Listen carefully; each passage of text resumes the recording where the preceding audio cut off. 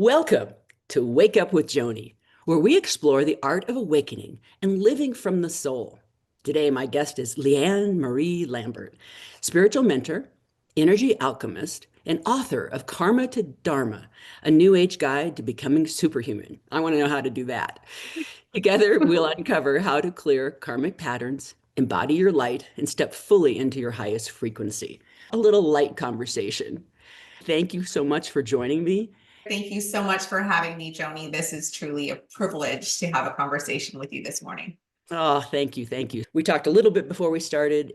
What I do here, feeds my soul, and hopefully some nibbles to some people out there as well. Let's dive in. I want to know all about you. Who are you and what do you do and where did you come from? Who am I? That is a loaded question because as we evolve, we discover who we are every day, expands. To bring it back down to this reality, my awakening really happened at the age of 27 when I was hit by a bus in London, England, and I had a near-death experience. And that was my big wake-up call. I shouldn't have survived it. And I walked out of that hospital 3 days later. That was the catalyst to me really asking questions about this reality, this life. If I survived this accident, there must be a reason. That catapulted my journey into who I am and my destiny, my purpose. And as I started to go down that rabbit hole, all kinds of chaos happened in my life, from physical ailments to divorces to all kinds of stuff that everybody goes through. And it was through that journey that I started to go more and more into isolation in order to protect my peace and to really reflect on everything that was happening. And as I did that, this is when my downloads started to happen. I really started to study the universe and energy and this reality. And then I created my book so that I could share with others all the wisdom that I learned through my experience. But really, what it breaks down to is, who am I? I will say, I will speak from the human race, that we are broken up into three groups. And the majority of people are part of the unawakened group. So you're born and you take on these identities, and then you create your reality based on the experiences that you had. And then there's the awakened group that all of a sudden recognizes that, I am creating my reality based on the energy that I'm projecting out into this world. And then we start to take responsibility for this and want to learn, how can I transform into a higher vibrational person? And then there's the smallest group, which is the superhuman group or the advanced group, that they understand that we are just beings made of energy. We're connected to our soul or our high self. And then we learn how to alchemize our energy and how to, you're disassociating from who we think we are. And then you can regulate your emotions and you start to manipulate your reality in the highest vibration so that you can create the best experience possible. Wow. Wow. So let's unpack a little bit. So let's start with the end sentence, which is manipulate your reality, which manipulation usually has a negative connotation. True. But I know how you're using that word in the highest vibration possible, which is to curate your Correct. null, your earthly existence, which includes everyone, the Which people. includes everyone. Yes, our egos, our careers, our thoughts are. So I love that. So that is your definition of superhuman, is when you get to the place where you actually realize that you're part of source, and that it's kind of the matrix, but It's the matrix. It yeah, is the matrix. yeah, I'm gonna yeah. I'm gonna That you step in have there. sovereignty Yes. and Yes. ability to shift it at the etheric level or the spiritual level or the energetic level. Yes? Okay. Correct. Yes, and as you raise your vibration, your consciousness, you all of a sudden reaching these higher states of consciousness, your reality automatically shifts as a result. You Isn't it just weird? see, yes, it's amazing. This is when you get into that magic zone. Yeah. And I hope more and more people start to at least become curious of what this is so that they can take the steps to get there, because we are living proof that this is real. Let's face it, dark and light both exist. They're part of oneness. It's part of everything. As a conscious being, we get to choose what we align with.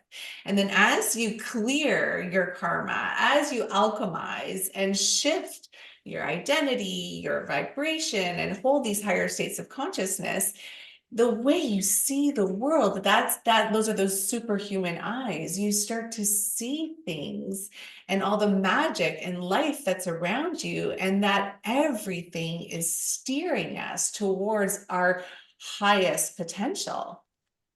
So I want listeners to realize and hear as you're speaking that it's, yes, it looks like magic, but it's there for everyone to tap into. It's there for everyone to partake of and to experience. So it used to look like magic, poof, voila, but it becomes the norm. It It becomes does become the norm. I think the easiest way for people to perhaps understand this, and I don't know if anybody's experienced a magic mushroom or one of those retreats where you do tap into those higher stages of consciousness through breath work, whatever it is, that becomes your natural state of being. So you can walk into a grocery store and you see an apple, but it's not the apple that you saw from that lower vibration. It holds a different energy. You see the life, its whole history behind it. It does become magical because you start to view the world as it being a miracle to be here in physical form. think of all the things that had to happen Yes. for each individual to actually materialize on planet Earth. There are a lot of moving pieces. Yes, yes, Yeah. exactly. And we're Yeah. here to transcend what it is to be human. We've done enough of this low vibrational stuff. It's time to shift it and rise out of it. We do always have a choice. You can choose to focus on low vibrations or on what is of a higher vibration. That is our choice as a conscious human. And now we have so many leaders and coaches and teachers that can guide us through the process. No human is exempt from this. Buckle up and enjoy the ride. Right. I have a variety of listeners from totally getting this conversation and living it already and enjoying that, and people who are new to the idea of, wait, I have a choice. There's an awakening. What does that mean? Could you talk about, in layman's terms, the frequency and vibration piece? Have you ever read Dr. David Hawkins' work?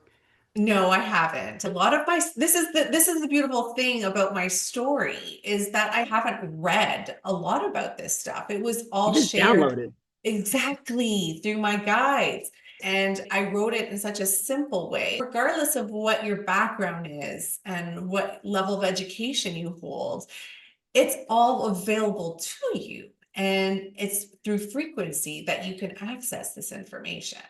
Going back to what you're saying in layman's terms, what is an awakening is the question? The question is, can you, in layman's terms, explain raising vibration? What is vibration? What is frequency? What is going on in that piece? Quantum physics, everything is energy. Obviously, you have a gift for explaining things in a way that is very accessible. I want to hear your take on that.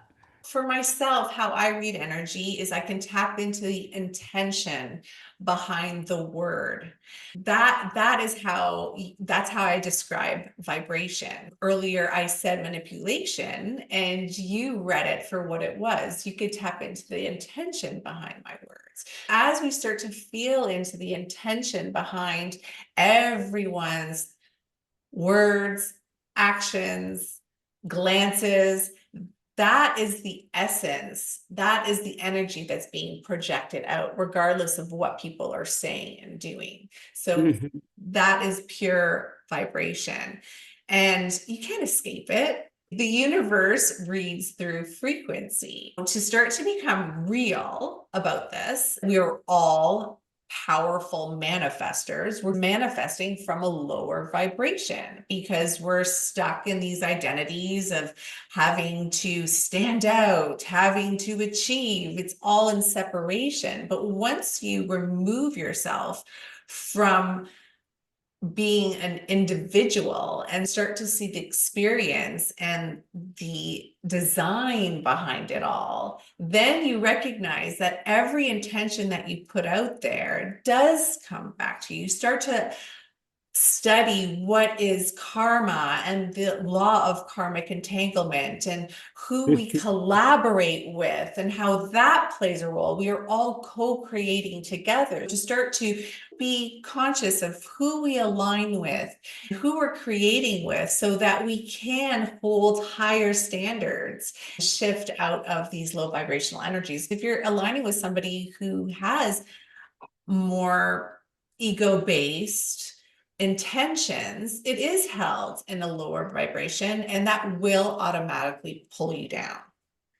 What's fascinating is I approach all of my podcasts and life as if I don't know. I don't know. I don't know. I get to have these yummy conversations. And what you said in a beautiful way triggered, I remember reading or hearing that you are the sum of the five people you hang out with. That's Shivers. the explanation for that statement, right? Yes. Face value, but then underneath it, everything is energy. Everything is energy. And Every. what also got triggered in my head as you were talking is people think that their masks are working. that people can't see who they are. So stop exhausting yourselves out there Yes. trying to be something that you're not. Be authentically who you are. And LIANE gave you the reason why. Stop wasting your energy. And you're And just slowing down mm, your birthright, which is is to be free and yes. to create whatever experience that you want. Yep, that's exactly true. Wow. The reason I said wow is because you're talking about you download the information, you say, and it's what you're talking about is much aligned with the different paths that I've taken. And that information had its birth thousands and thousands and thousands and thousands of years ago. And we all have the ability to tap into, in the same way everybody has the ability to tap into their intuition, to tap into wisdom, to tap into freedom and joy. And that's the purpose of this conversation, right? Is to awaken that and then give some tools. One thing I wanted to say was, wow, what a Saturn return. At 27, you get whacked by a bus. Is it because it was the wrong side of the street? The Exactly. It's yeah, exactly okay. it. You had a muggle moment Yes, I did. and then moved into the magical realm. I'm sorry that happened, but I'm glad that That was exactly right. awesome. Let's talk about the law of karmic entanglement a little bit more. What does that mean exactly? How can people know that and use that for freedom? Okay. Well, the law of karmic entanglement is that we are all projecting energy and creating from that energy. Now, when we're projecting that energy towards another person, it will either attach to that person Mm, consciously or not. For instance, this is going to be held in a lower vibration, but it'll help people understand. If somebody is mocking an individual, bullying an individual, if that person is in the energy of being a victim or being small, it will automatically attach to them, stick. That person who projected the energy is now free from it. They've handed it over and they've agreed to it, either consciously or not. But if that individual has done the work and they don't let it bother them and it flies through them, it automatically returns to the sender. That mm, is essentially the law of karmic entanglement. This is why it's so important to do the inner work, that you can stay in your lane and start flying higher and higher. And that forces them, this is natural evolution, for the person who's in that hating energy to take a really good hard look at where they're coming from and the energy that they're holding. And then as they witness that other person rise out of it, hopefully they'll be inspired and then start to do the inner work themselves. This is where the unity comes in. Let me ask you if this makes sense to you. I call it Velcro. Somebody's got the one side of the Velcro in their luminous field, then the other person projects that it sticks to, but then the person that projected it is free of it. Is that, or it Well, becomes a core? there is a cord, but it almost elevates them because of, aha, I had Uh, power over you. okay. And there is still a connect. And that's when that vampiric energy starts to come in. That's energy harvesting. But you can break it's icky, but it's real. It's here. As we become more aware of it, we have the ability to free ourselves from it. That you don't need to entertain that stuff anymore. And in fact, it's our responsibility to rise out of it, because if we don't, then we stay stuck in that pattern and you'll never break it. That is the matrix. So wake up, Yeah. rise out, and let them live in the karma that they're creating for themselves. So the key is awareness, waking up Mhm. to this is happening and I can do something about it. Because a lot Mhm. of people bump through life, those pinball machines, the little bumper things, Yes. they're bumping off the walls and they don't realize that they can say, no, I think I'm going this way. How does that connect to or play into or play with the universal law of light and reflection, law of attraction, I guess? Well, yes, by recognizing that we hold both dark and light, or low vibrations and high vibrations. And a low vibration, we're reacting. We're reacting from our programming, from our past experiences. From a higher vibration, we are responding. We get to choose how we are going to show up in that situation. So that is essentially how that works. So the second question that I really want to ask, because this is very common for a lot of people, and if you could provide insight and possibly actionable things a person can do, that would be awesome. So the question is, reversing it a little bit, a person needs approval from other people. So somehow their beingness, their worth, their value, they have tied to how other people hold them. If they love me and accept me, then I'm okay. That is a story, and that's all it is. And once you start to recognize that it's a story and that people, the law of attraction, as you start to feed into yourself and love yourself and build up your self-worth, you will automatically attract all the things that you desired before. The secret is to stop caring, not that you don't have compassion and love and want people to be in your life, but everyone's in this together, but the reality is that we're all very much on a separate journey. Get back in your lane and stop allowing others to define who you are and what your value is. The Mhm. only person you should ever be comparing yourself to is yourself and your former self. Keep pushing along, and to see those periods of isolation when you perhaps need to cut people off from your world, especially the ones who don't see your value, perhaps that's needed at that time. That is the journey. I'm not here to say sugarcoat it. There will be some difficult times, but that is an invitation to feed into yourself Mhm. and then witness the magic that comes after that.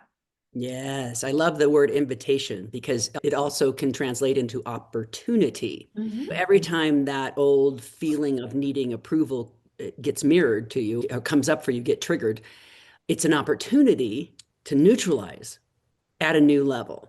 And what I've noticed with myself and with other people, because I'm human, this is one of the things I work on still. What I notice is it's much less. It's teeny tiny. When it actually appears, it's, oh, because there's such a nuance to the way I live now. Recognize that it is a story. Right. I recognize that it is not true. That I Exactly. don't need that, but that there's something still there to work with. So it's an opportunity. But here's where I was going with that. It Okay. always comes back around, is that all the approval, all the accolades, all the you're beautiful or you're smart or all those things, I don't need them anymore. And so they're coming. And I'm noticing them. Isn't that interesting? Isn't that interesting? And as opposed to feeling like a dying flower in the desert who gets a drop of water. Right, right. And to add to that is to bring it back to the energetics of it. When we're looking for something outside of ourselves, then that is harvesting as well. Uh, And so once you flip it and start to discover and feed that and tap into that from inside, the outside compliments, they not that they you're not grateful for them, but they don't hold the same energy. They don't hold the same weight when you can create that for yourself. And then you're no longer harvesting and you become that source of energy from yeah. within. Yes, exactly. Thank you for putting a little bow on that. So, any more on the entanglement piece? The entanglement piece, the only thing I'd like to add to that is that as we start to take more responsibility with who we co-create with and for the energy that we're holding, we will start to see a little bit more of a divide. Hmm. And that's what we call the 3D and 5D. And to not see it as one better than the other is the individuals who've done the work and those who haven't. So to not take offense if somebody's choosing not to collaborate with you or participate with you, but to Your see life that anymore. exactly, don't Yeah. fall into that victimization because then you're going to keep lowering your vibration. To again, see it as an invitation. Say, okay, I need to level up my game a little bit. What do I need to do? And start asking the universe, bring me the people, the situations, the experiences, so that I know what my next step is. Start to connect with something outside of human connection because spirit is all around. So, how do you recommend people let go of the attachment to the lower, I don't mean this in a negative way, but lower Mhm. vibrational? So they've elevated themselves, they've been doing their spiritual work, they've gone to another vibration, and naturally some of the friends are falling away. This is a conversation I'm having with my coaching clients now, right? It's Okay, okay. happening in Mhm. real time, and it happened to me as well. Mhm. We no longer communicate on the same frequency, basically. Exactly. Rather than see it as a bad thing and be attached to, we've been friends for 40 years and we should continue to be friends because we've always been friends. How do you recommend people let go of that attachment, let go of that story, and really embrace the journey?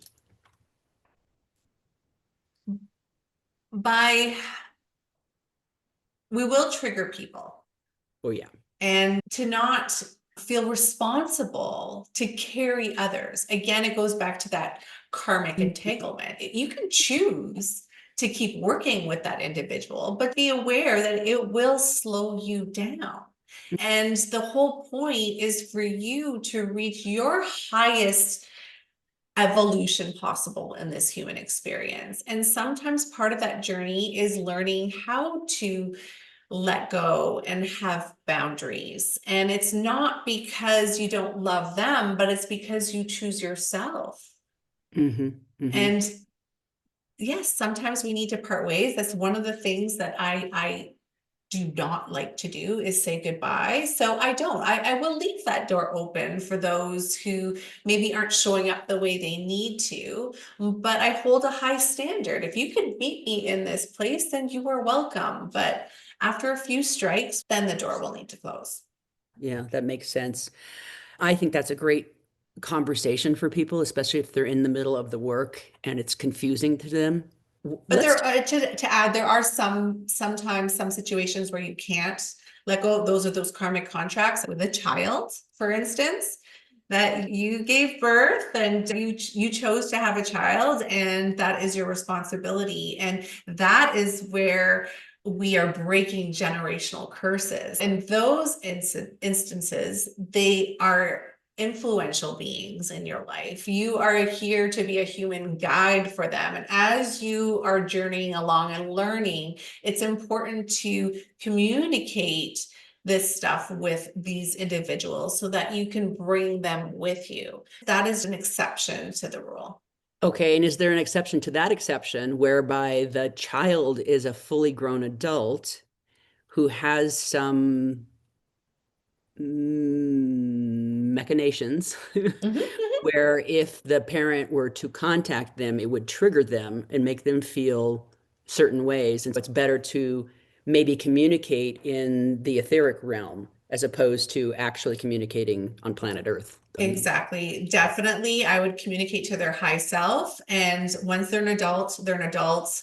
That's, you're no longer responsible for them. You've handed them all the tools that you can. You're there for them. The door's open. But in this instance, I would actually speak to their high self. Yeah, it's fascinating. I mean, you'd think the human brain would evolve to such a point where the teenage, the adolescent piece was not so painful for all involved, but it is a thing. It's still happening and it's I'm 50-50. in it. Are you? We'll talk. They are our greatest teachers. We could have a whole conversation on that alone. I'm glad we did touch on it though, because again, as we're talking, there are different clients that we've had this conversation. This is oh, I'm going to give them this podcast. Thank you. Exactly. Can we move to, I want to hear all about karma to dharma. What does it Yes. mean exactly? Karma to Dharma for myself essentially is 3D to 5D. It's moving from the awakened human, the human that recognizes that we need to clear karmic debts, learn lessons, and then to rise out of it and shift into 5D, which is a life of Dharma, which is living a life in integrity, honesty, and holding the highest vibrations outside of fear and separation. Yes. And the book essentially is showing my journey from 3D to 5D and all the downloads that I received, how I started to read energy, how magic works in this reality through words. Words are magical spells. And I really keep it very balanced, looking at the dark and light and all. And as you go through the story with me, you will automatically detach from the you that you think you are, because I hold it in that vibration throughout the whole book. Yes. Do you believe that some people will choose, consciously or subconsciously, to not go there? They're just going to choose to, Of like you course, said, the first third of the people, right? the largest group. Everybody gets to choose, and some people will not ever make it to consciousness. There will be a And lot of people. yes. Okay. I think realizing that and then letting go of thinking that they need to go anywhere or They don't be, need to. They don't need yeah, to, but I will paint a picture of, because I read energy timelines. And as more and more of us are awakened and we start to detach, if they choose to hold a lower vibration, the reality is it's a destructive energy. They will eventually self-destruct. self-destruct, Yeah. and one is constructive. They will keep growing and thriving. That is your choice, and Right. it will become quicker. That's Yes. one thing I do. Let's be very clear, not from an ego place. No, That no, is a no. destructive energy. I'm going to be better than them, or I'm whatever it is. That's all 3D stuff. Yes. Exactly. Good. I want to throw that out there because some brains No, are having some fry things happening. no, yes, because when you're holding a higher state of consciousness in 5D, you're holding every human being in such love, and you're offering them little nuggets, little clues to help them move through their situation. But you want them to win. You want to see them thrive and grow. It's a completely different energy. If somebody, do you coach, by the way? I do Okay. coach. So if Yes. somebody finds you or me and they are attracted to what we are offering, not even knowing what it is exactly, Mhm. no idea the ride they're going to go on. Exactly. Like, The best buckle ride up, of their baby. lives. Ah, what you have talked about something called walking karma. What does that mean? Walking karma. I'm going to give you a little secret that I haven't shared. I don't even share it in the book. A few years back, it was on Halloween when the energy or spirit of karma came to me. And it's neither feminine or masculine, but I do hold her in a feminine energy. And she bowed to me, and this is as I was writing the book, she bowed to me and asked me to work with her and that she'd be willing to work with me. It was very mutual and Mhm. it was an honor. And in that moment, she came into my being. And then that's how the more and more of the downloads and unfolding of the book happened. But anybody can become walking karma. And walking karma is when you reach that 5D consciousness and beyond, because I've tapped into even realms higher than that. But that is in a place where nothing triggers you anymore. Yeah. It's the energy move through you, past you, back to the sender. I send it back with love. And I am wishing you the most accelerated evolution for yourself. And you hold them in that high vibration. Yes, you're essentially floating through life in flow and allow others to have the experience that they're creating. Yes, and in my mind, I'm very visual. I see a slippery eel. They're trying to grab onto you, and you're sliding through, flowing through life. Yeah, Yes. when I have the moments, I was on the pickleball court yesterday. Okay. The pickleball court is my divine university. It is my Yes. PhD program in Love it. spirituality. Oh my gosh, I have elevated. Now, we've been doing retreats every month for 2 years. I've also elevated through that, the podcast, all the things. But man, the pickleball court will show me where I still have work to do. I want to be real. I want to be honest. And yesterday, that approval piece came up. And I Okay. noticed it, and I'm, whoa, girl, it's still, ignore it, float along. It's people out there in your relationships, in your work, in all of life, be really curious. We talked about curiosity. Be really Yes. curious and excited about when those things happen. It's Yes. telling us something. Anything else on walking karma? I want more and more people to graduate to that place Yeah, because it's such a freeing place to live yeah. from. To live with freedom, and I do want to say this, it came up in the beginning of the conversation. It's essentially not getting in our own way. It's a completely new worldview. It's a different perspective and perception on everything. Same life, same human, same, and I keep getting older, but somehow it's a completely different life. I have a completely different life. Yes. Yes, It, because you see that it's bigger than us. yeah, It's not us anymore. It's yeah. we. I am you and you are I. Yes. Yes. Beautiful. You talk about manifestation myths. Can we go there? Yes. The That, manifestation myth is that we are going to create abundance. I'm going to manifest a new car, a new job, and that it's something that is outside of us. And we need to start to become real. I touched on it earlier that we're already all powerful manifestors. Look at your reality. That's what you're manifesting. And I know I'm keeping it really, it's pretty harsh and direct, but that is the way it works. That's energy.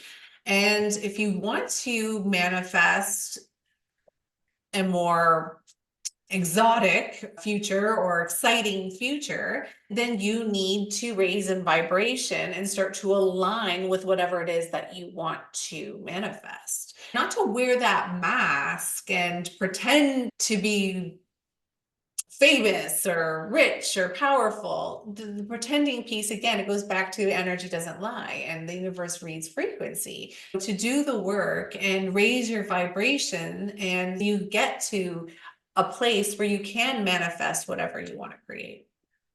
would you agree that it's about holding the vibration within of the feeling that you're looking for in the future, but being that frequency now so that it gets attracted in? You Be start to, happy when I get a Ferrari. go to the happiness of having that, and then you won't even need the Ferrari. But I would even take away the stuff, yeah. because that's the myth as well. Because once you place the Ferrari there, by the time you reach the vibration where you can create that for yourself, you may not even want the Ferrari. It may not hold the same value anymore.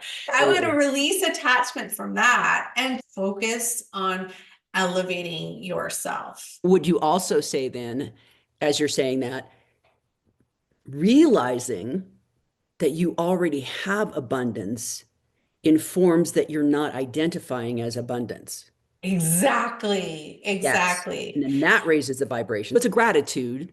Gratitude, and recognize that Recognition. you can make any experience abundant. For instance, Halloween just passed, and as a single mother, my old story of being alone and having to hand out candy, and I can't walk out one of my kids on the street, and needing to do all these things to meet the expectations, that's a lower vibration. Mhm.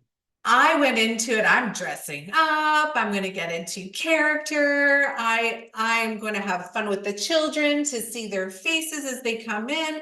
That's creating that joy for yourself. It's creating an experience for another human being. It's showing through example of how I am not a victim to circumstance, but I am creating the joy in every now moment.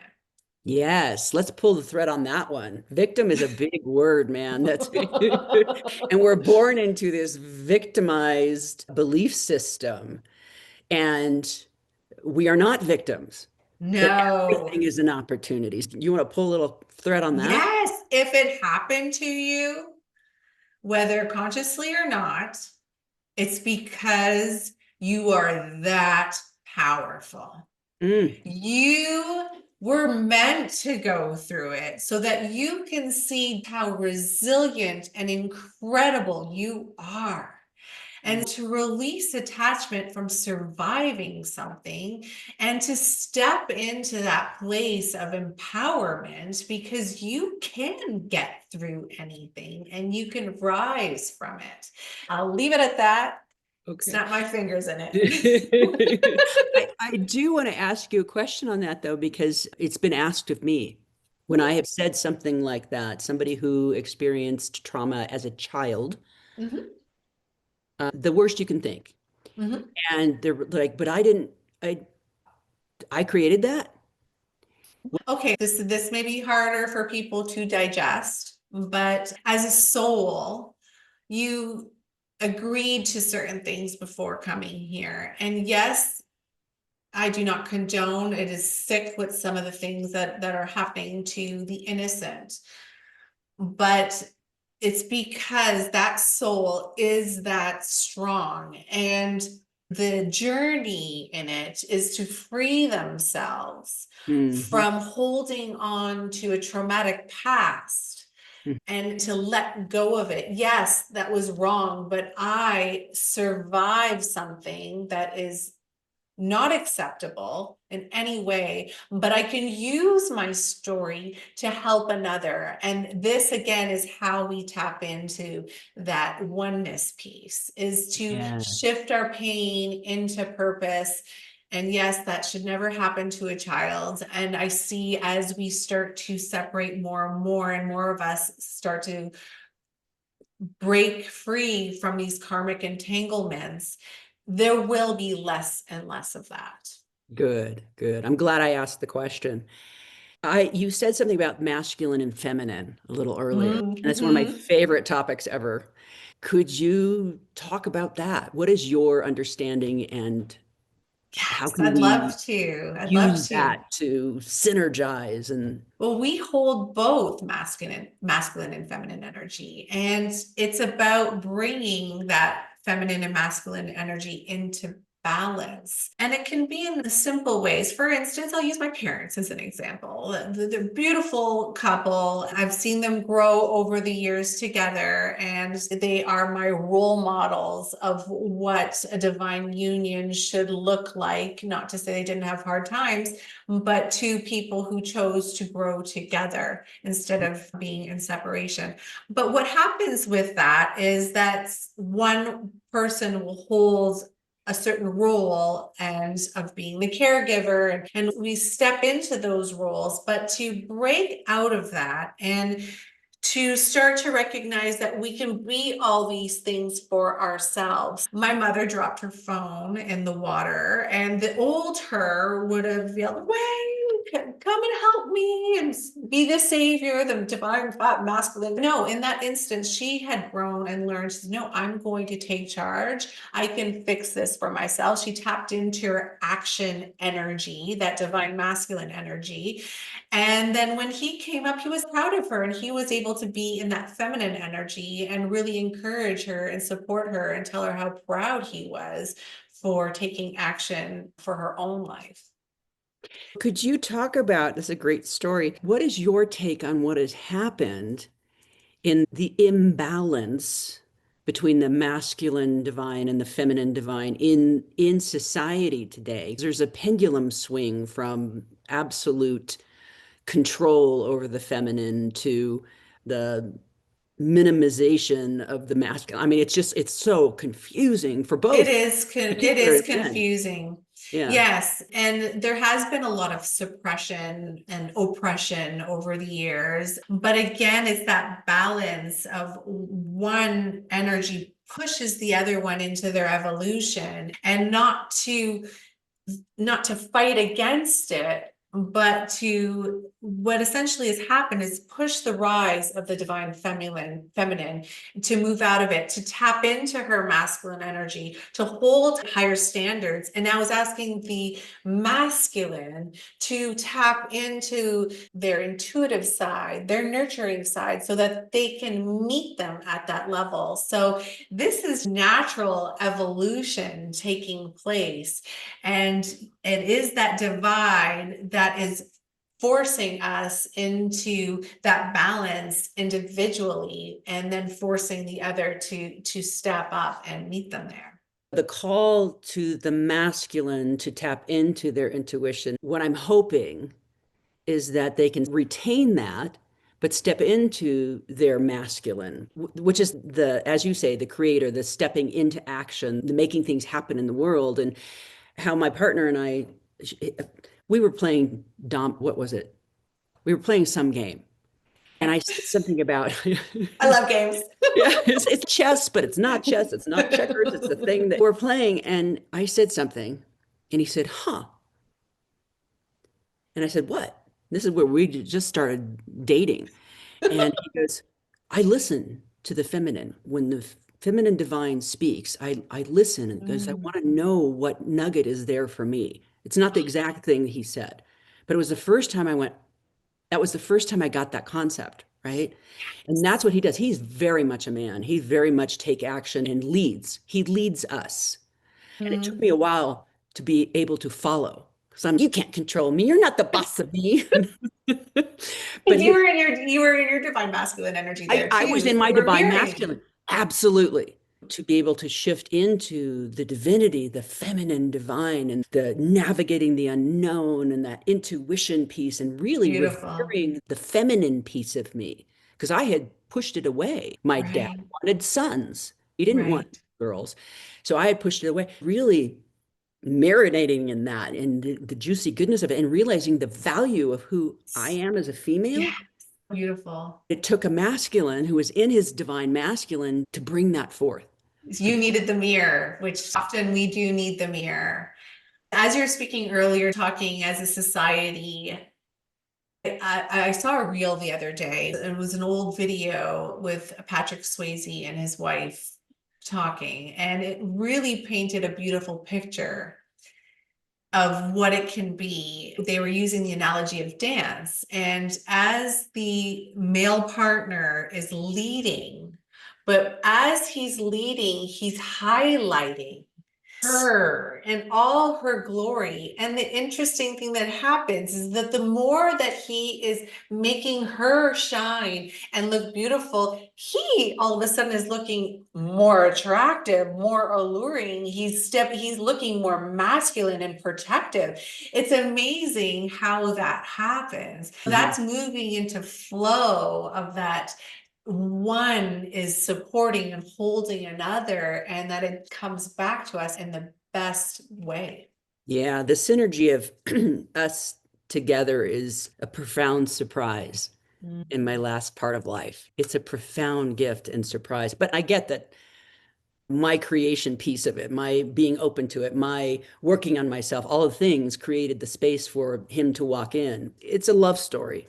I And love that. That's what I'm manifesting now. Thank you for sharing that, because you're foreshadowing my future. yes, yes. I do a lot of work on something called Second Act TV, which is on YouTube, and it's all about life, dating, and relationship over 50.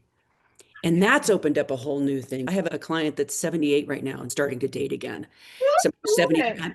Yeah, I have these little hats that I wear, and I'm very inspired by them and Yes. also inspired them too. I'm a big lover of love. So Yes. Lots of love to go around. yes, absolutely. What have I not asked you that you think would be valuable for people? To not focus on the end game. Hmm. And that there will be times as you're going through this journey where you will dip. And to not see it as a failure. Again, that's releasing attachment. It's information that is being communicated to you. To take a step back and look at it from an outside perspective and say, oh, and then ask yourself, is this for me? What is it that I need to see in this moment? And if it's not for me, then know it's for someone else and let it go and get back in your lane. And that is the fastest way to jump back up, to really focus on being your best self in every present moment. Let go of the past because it does not exist anymore.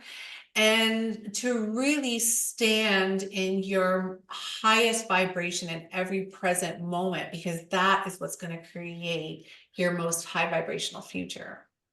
I love that. This has been an amazing conversation.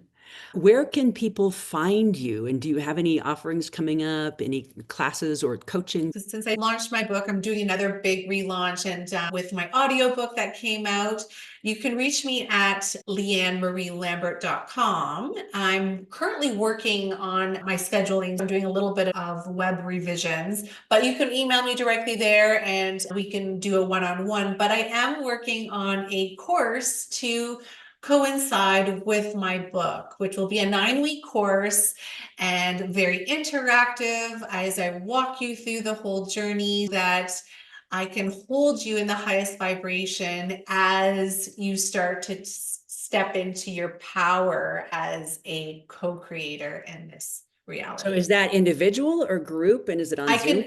The Zoom group will start in January. And if you want to work with me individually, for now, send me an email through my website.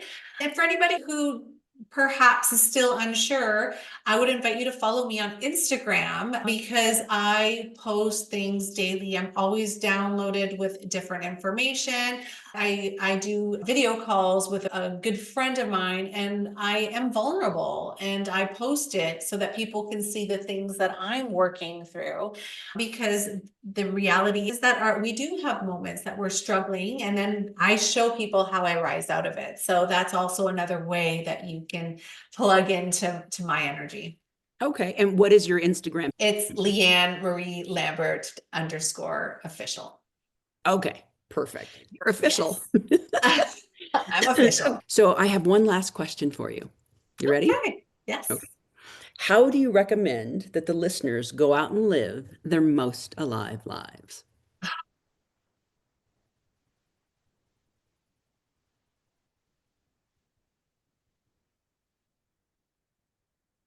I'm tapping into it because I want to speak from my heart. Breathe and play music. Play music, whether you're cooking dinner, preparing a lunch, whether it's background noise, surround yourself with people, music, things that are of a high vibration, and to ask for help. If you don't know where to go, just ask and trust the information that's coming through. Don't ignore the subtle signals from the universe, and Mm. just be your best in every now moment, because you're different than what you were 10 years ago, and you are going to be a different person tomorrow. The real big takeaway is that every day you're hitting the reset button. Thank you. That was so beautiful. Every time we go to bed at night, it's time to die. And we Yes. go and we die that day and we wake up a new life the Yes. next morning. Yeah. Yes. Beautiful. So, Thank you so much. What a gift you are. oh, you too. I love this, Joni. Thank Me you. too. Thank you for joining me, Leanne, on Wake Up with Joni in today's conversation. If it inspired you out there, please share it with somebody and help them rise to their own light and raise their own vibration. That's the way we're going to make a change in the world. You can learn more about Leanne's work, pick up her book, Karma to Dharma, and also go to her website. If you're ready for coaching, you can coach with Leanne, you can coach with me, you can pick up my book, Stop, Look, Choose Your Journey to Peace and Freedom. There's so much out there to help you on your journey and to get you where you're going. Now, beautiful humans, it's your turn to go out and live your most alive lives.